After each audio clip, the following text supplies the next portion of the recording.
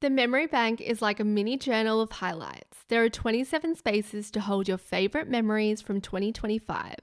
Simply record the date on the left and your special moment on the line next to it.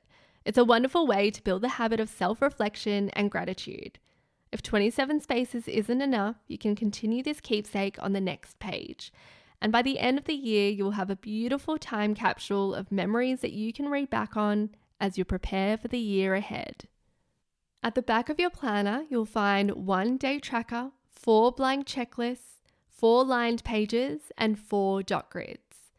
You can use these bonus checklists to log books read, movies watched, restaurants to try, manage specific projects, create cleaning checklists, jot down nice to-do tasks, track assignment grades, manage a running to-do list, or monitor subscriptions you have.